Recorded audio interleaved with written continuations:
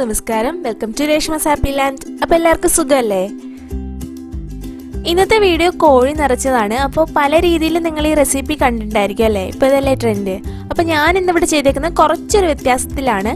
അപ്പോൾ നമുക്കത് എന്താണെന്ന് നോക്കിയാലോ. അതിന് മുന്നേ എൻ്റെ ചാനലിൽ ആദ്യമായിട്ടാണ് വരുന്നതെങ്കിൽ വീഡിയോ കണ്ട് ഇഷ്ടമാണെന്നുണ്ടെങ്കിൽ ചാനലൊന്ന് സബ്സ്ക്രൈബ് ചെയ്തേക്കണേ. അതിനടുത്തുള്ള ആ കുഞ്ഞു ബെൽ ബട്ടൺ ഇല്ലേ, അതിൽ ഓൾ ഓപ്ഷൻ കൊടുക്കാനും മറന്നുപോലെ. അപ്പോൾ നമുക്ക് സമയം കളയണ്ട, നേരെ വീഡിയോയിലോട്ട് പോവാം. അപ്പോൾ ഇതാ മെയിൻ ഇൻഗ്രീഡിയൻ്റ് ആയ ചിക്കൻ ഇവിടെ എടുത്തിട്ടുണ്ട്. അപ്പോൾ ഒരു മീഡിയം സൈസ് എടുക്കാനായിട്ട് ശ്രദ്ധിക്കുക. ഒരുപാട് അങ്ങ് ചെറുതായി പോരുത് കേട്ടോ. ഒരു മീഡിയം സൈസ് ആണെന്നുണ്ടെങ്കിൽ നമുക്ക് അതിനകത്തോട്ട് ഫില്ലിങ്സ് ഒക്കെ വെച്ച് കൊടുക്കാൻ എളുപ്പമായിരിക്കുമല്ലോ. ഇനി അതിൻ്റെ സൈഡിലെല്ലാം ഇതുപോലെ ഒന്ന് വരഞ്ഞു കൊടുക്കുക. എങ്കിലല്ലേ മസാലയൊക്കെ ഉള്ളിലോട്ട് പിടിക്കത്തുള്ളൂ. അപ്പോൾ അതിനുവേണ്ടി ഒന്ന് വരഞ്ഞു കൊടുക്കുന്നുണ്ട്. ഇനി ഇതിന് വേണ്ടിയിട്ടുള്ള മസാല ഉണ്ടാക്കാം.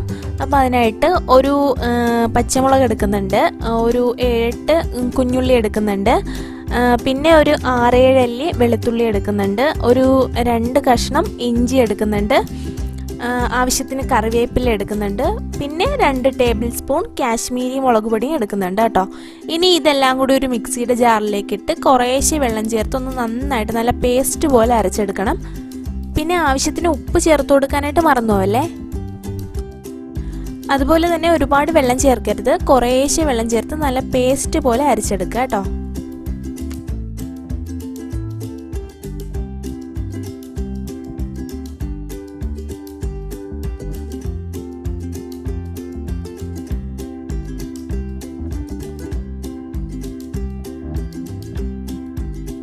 ഇനി നമ്മൾ അരച്ച ആ മസാല ഈ ചിക്കനിലോട്ടിട്ട് നന്നായിട്ടൊന്ന് മിക്സ് ചെയ്ത് കൊടുക്കാം.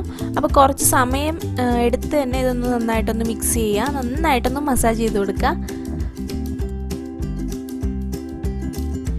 ഇനി ഒരു അരമണിക്കൂർ ഇതൊന്ന് മാരിനേറ്റ് ചെയ്യാനായിട്ട് വെച്ചേക്കുക. അപ്പോൾ ആ സമയം കൊണ്ട് നമുക്ക് ഇതിനുള്ളിൽ വെക്കാനുള്ള ഫില്ലിങ്സ് ഉണ്ടാക്കിയെടുക്കാം. കണ്ടില്ലേ, ചിക്കൻ്റെ എല്ലാ വശത്തും നന്നായിട്ട് മസാല പിടിപ്പിച്ചിട്ടുണ്ട്.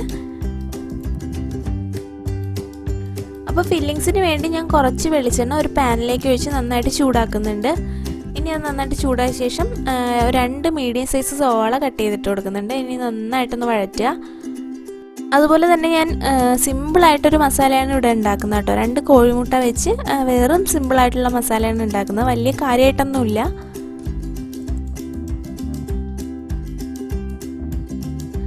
സവാള ഒന്ന് വഴന്ന ശേഷം ഇഞ്ചിയും വെളുത്തുള്ളിയും പച്ചമുളകിൻ്റെയും പേസ്റ്റാണ് ചേർത്ത് കൊടുക്കുന്നത്. പേസ്റ്റ് എല്ലാം ഒന്ന് ചതച്ചതാണ് ചേർത്ത് കൊടുക്കുന്നത് കേട്ടോ. ഇനി അതിലേക്ക് ഒരു 1/2 ടീസ്പൂൺ കാശ്മീരി മുളക് പൊടിയും 1 ടീസ്പൂൺ ചിക്കൻ മസാലയും ചേർക്കുന്നുണ്ട്. എന്നിട്ട് നന്നായിട്ടൊന്ന് വഴറ്റുക. ആവശ്യത്തിന് ഉപ്പുകൂടി ചേർക്കാനായിട്ട് മറന്നു പോകരുത്. ഇനി ഈ മസാലയുടെ എല്ലാം പച്ചമണം മാറുന്നവരെ നന്നായിട്ടൊന്ന് വഴറ്റി കൊടുക്കണം. പിന്നെ ഗരം മസാലയൊക്കെ വേണമെന്നുണ്ടെങ്കിൽ ആഡ് ചെയ്യാം, പക്ഷേ ഞാനിവിടെ ആഡ് ചെയ്യുന്നില്ല. ഞാൻ പറഞ്ഞില്ലേ, വേറെ സിമ്പിളായിട്ടാണ് ഉണ്ടാക്കുന്നത്. അതുപോലെ തന്നെ ചെറിയൊരു ക്വാണ്ടിറ്റി അല്ലേ, അപ്പോൾ അത്രയും മസാലയൊന്നും ചേർക്കേണ്ട ആവശ്യമില്ല. ഇനി ഇതിലേക്ക് ഒരു തക്കാളിയുടെ പകുതി ഇതുപോലെ കട്ട് ചെയ്തിട്ട് എടുക്കുന്നുണ്ട്. ഇനി ഇത് കിടന്ന് നന്നായിട്ടൊന്ന് കുക്കാവട്ടെ.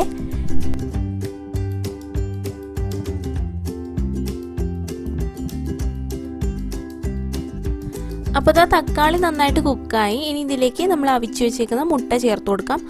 ഈ വലിയ മുട്ട വേണ്ടാന്നുണ്ടെങ്കിൽ നമുക്ക് കാടമുട്ട വേണമെന്നുണ്ടെങ്കിൽ ചേർത്ത് കൊടുക്കാം കേട്ടോ. ഇനി നന്നായിട്ടൊന്ന് മിക്സ് ചെയ്യുക. അപ്പോൾ ഇത്രയേ ഉള്ളൂ നമ്മുടെ മസാല.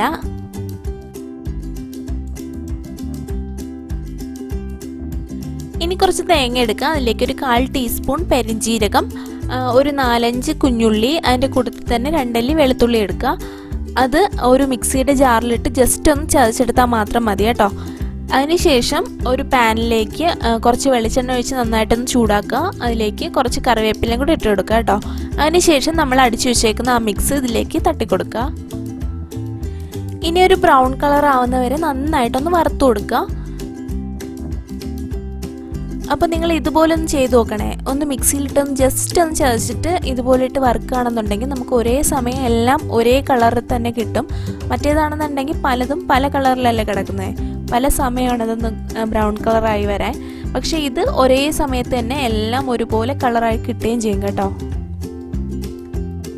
അപ്പോൾ ഇത് വറുത്തെടുക്കുന്നത് എന്തിനാന്ന് വെച്ചാൽ നമ്മൾ ലാസ്റ്റ് കോഴി നിറച്ച എല്ലാം സെറ്റാക്കി വെച്ചിട്ട് അതിൻ്റെ മുകളിലേക്കൊന്ന് വിതറി കൊടുക്കാൻ വേണ്ടിയിട്ടാണ് കേട്ടോ.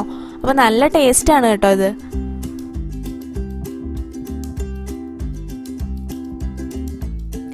അപ്പോൾ തേങ്ങ ഇതുപോലെ ഒന്ന് കളർ ചേഞ്ച് ആയി വരുമ്പോൾ ഞാനിവിടെ ഒരു 1/4 ടീസ്പൂൺ കാശ്മീരി മുളക് പൊടിയും കൂടെ ചേർത്ത് കൊടുക്കുന്നുണ്ട് കേട്ടോ.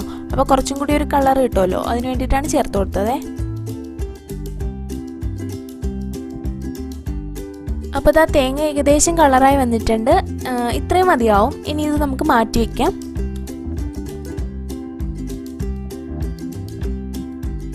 അപ്പോൾ മാരിനേറ്റ് ചെയ്ത് വെച്ചിരുന്ന ചിക്കൻ ഇവിടെ റെഡി ആയിട്ടുണ്ട്. ഇനി നമുക്ക് ഇതിൻ്റെ ഉള്ളിലേക്കായിട്ട് നമ്മുടെ മുട്ടയുടെ ഫില്ലിങ്സ് വെച്ച് കൊടുക്കാം കേട്ടോ. അപ്പോൾ ഞാൻ 2 മുട്ടയും ഇതിലോട്ട് വെച്ച് കൊടുക്കുന്നുണ്ട്.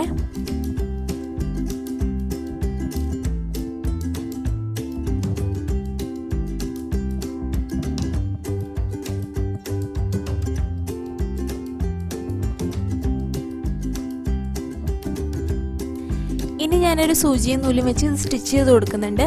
ഇതില്ലാന്നുണ്ടെങ്കിൽ നമുക്ക് ടൂത്ത് പിക്കില്ലേ, അത് വെച്ച് കൊടുത്താലും മതി. പക്ഷേ അതിനെക്കാട്ടിയും കുറച്ചും കൂടി സേഫായിട്ടിരിക്കുക എങ്ങനെയാണെന്ന് തോന്നുന്നു.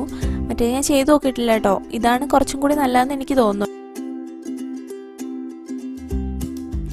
ഇനി ഇതിൻ്റെ 2 കാലും ഞാൻ ഇതുപോലെ നൂല് വെച്ച് കെട്ടിക്കൊടുത്തിട്ടുണ്ട്.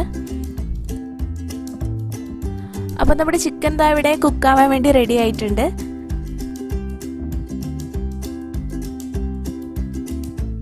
ഇനി ഒരു കുക്കറിലേക്ക് നമുക്ക് ഈ ചിക്കൻ വെച്ച് കൊടുക്കാം. ആവശ്യത്തിന് വെള്ളം കൂടി ഒഴിക്കാനായിട്ട് മറന്നു പോകരുത് കേട്ടോ. അപ്പോൾ ഒരുപാട് വെള്ളം ഒഴിക്കേണ്ട ആവശ്യമില്ല, നമുക്ക് കുറച്ച് വെള്ളം മാത്രം മതി. ചിക്കൻ കുക്കാവുമ്പോൾ അതിൽ നിന്നും കുറേശ്ശെ വെള്ളം ഇറങ്ങിക്കോളും. അപ്പോൾ ഞാനിവിടെ കുറച്ച് ചൂടുവെള്ളമാണ് ചേർത്ത് കൊടുക്കുന്നത്. നോർമൽ വാട്ടർ ആയാലും മതി കേട്ടോ. ലോ ഫ്ലെയിമിലിട്ടിട്ട് ഒരു വിസിൽ മാത്രം മതി കേട്ടോ ഇത് കുക്കാവാനായിട്ട്. പിന്നെ കുക്കറിൽ നിന്ന് പ്രഷറെല്ലാം മാറിയ ശേഷം മാത്രമേ ഓപ്പൺ ചെയ്യാവൂ കേട്ടോ.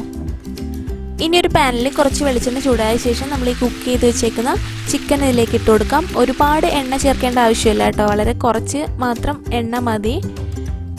അപ്പോൾ ഇത് കുക്ക് ചെയ്ത് വെച്ചേക്കുന്ന ചിക്കൻ അല്ലേ, അപ്പോൾ ഒരുപാട് എണ്ണ വേണ്ട, ഒരുപാട് അങ്ങ് ഫ്രൈ ആവുകയും വേണ്ട. ഈ പുറമേ ഉള്ള ഈ മസാലയെല്ലാം ജസ്റ്റ് ഒന്ന് ഫ്രൈ ആവാൻ വേണ്ടിയിട്ടുള്ള എണ്ണ മാത്രം മതി. ഇതുപോലെ തിരിച്ചും മറിച്ചും ഒക്കെ ഇട്ട് കൊടുത്ത് എല്ലാ ഭാഗവും ആ ഒരു മസാലയുള്ള എല്ലാ ഭാഗവും നമുക്ക് ഫ്രൈ ചെയ്തെടുക്കാം. അപ്പോൾ നമ്മുടെ ചിക്കൻ നന്നായിട്ട് ഫ്രൈ ചെയ്തെടുത്തു. ഇനി നമ്മൾ നേരത്തെ വറുത്ത് വെച്ചേക്കുന്ന തേങ്ങയില്ലേ, അത് ഇതിന് മുകളിലൂടെ ഇട്ട് നന്നായിട്ടൊന്ന് വെതറി കൊടുക്കുക. ഇനി ഈ ചിക്കൻ്റെ എല്ലാ ഭാഗത്തും ഇതുപോലെ തന്നെ ഈ വറുത്ത തേങ്ങ സ്പ്രെഡ് ചെയ്ത് കൊടുക്കുക. അപ്പോൾ ഞാൻ ആദ്യം തന്നെ പറഞ്ഞില്ലേ കുറച്ച് വെറൈറ്റി ആയിട്ടാണ് ചെയ്യുന്നതെന്ന്. അപ്പോൾ ഞാൻ വെറൈറ്റി എന്ന് ഉദ്ദേശിച്ചത് ഇതാണ് കേട്ടോ. അപ്പോൾ ഇങ്ങനെ ചെയ്ത് നോക്കിയിട്ടില്ലെങ്കിൽ എന്തായാലും ട്രൈ ചെയ്ത് നോക്കണം, നല്ല ടേസ്റ്റാണ്.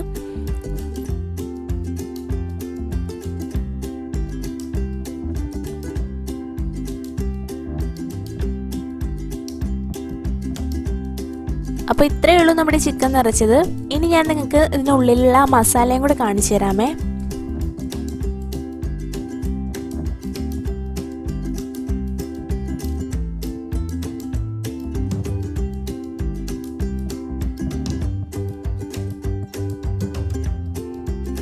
പിന്നെ പ്രത്യേകം സൂക്ഷിക്കേണ്ട കാര്യം, ഇത് കഴിക്കുമ്പോൾ നൂലൊന്നും ഉള്ളിലോട്ട് പോകരുത് കേട്ടോ.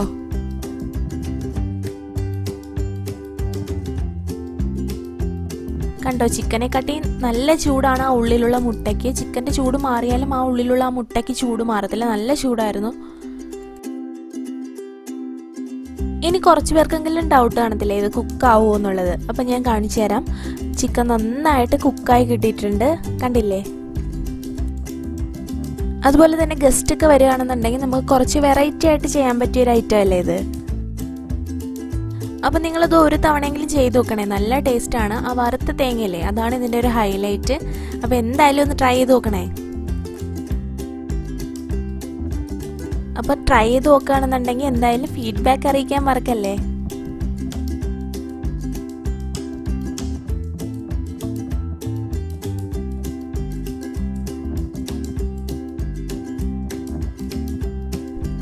അപ്പോൾ ഇത്രയേ ഉള്ളൂ നമ്മുടെ കോഴി നിറച്ചത്. കുറച്ചൊന്ന് കഷ്ടപ്പെട്ടിട്ടുണ്ടാണെങ്കിലും നല്ല ടേസ്റ്റി ആയിട്ട് കഴിക്കാൻ പറ്റിയൊരു ഐറ്റമാണ്, നല്ല ടേസ്റ്റാണ്. എന്തായാലും ട്രൈ ചെയ്ത് നോക്കണേ. അപ്പോൾ ഇന്നത്തെ വീഡിയോ എല്ലാവർക്കും ഇഷ്ടമായെന്ന് വിചാരിക്കുന്നു. ഇഷ്ടമായിട്ടുണ്ടെങ്കിൽ എന്തായാലും ലൈക്ക് ചെയ്യാനും ഷെയർ ചെയ്യാനും കമൻറ്റ് ചെയ്യാനും മറക്കരുത് കേട്ടോ. ഇനി നല്ലൊരു റെസിപ്പി ആയിട്ട് അടുത്ത എപ്പിസോഡിൽ കാണാം. Till then take care and by.